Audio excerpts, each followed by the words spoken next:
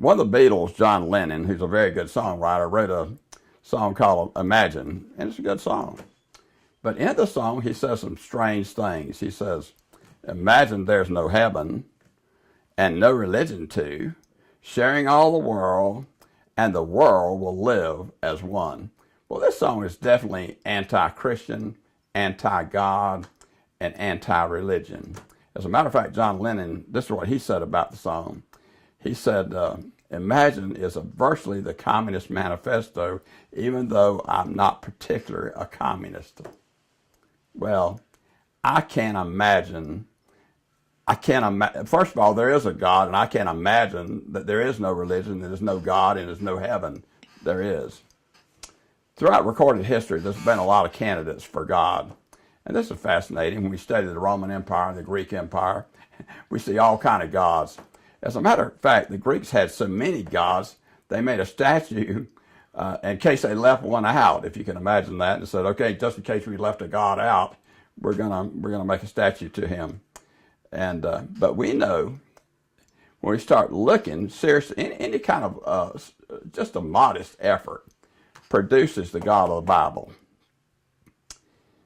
There's an old saying that says, if you want to know God, just start looking for him and he will introduce himself to you.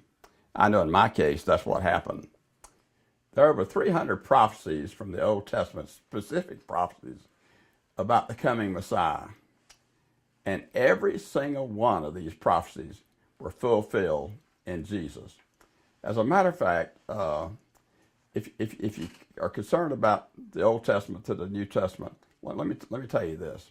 The Old Testament was translated 270 years before the birth of Christ or the writing in the New Testament. And it was done by a guy named Philadelphus II. So here it is in Greek, before Jesus is even born. These are some of the prophecies about Jesus, and of course all of them came true. He was to be of David's family. He was. He would be born of a virgin. He was. He would be born in Bethlehem. He was.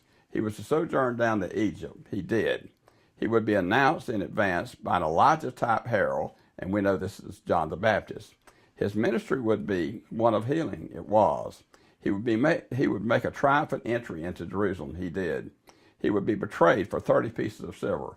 He was. He'd be crucified on a cross. And he was. All these prophecies came true in Jesus Christ. This Sunday, we're going to look at what we call the fourth suffering servant song of Isaiah. And Isaiah went into intimate details about the suffering servant. And I'm looking so forward to teaching this lesson. Anytime that I can teach, preach, write, talk about the Lord Jesus Christ, I consider it a privilege. And I'm going to tell you something, this is going to be a powerful lesson. So I hope you're going to be there. Thank you.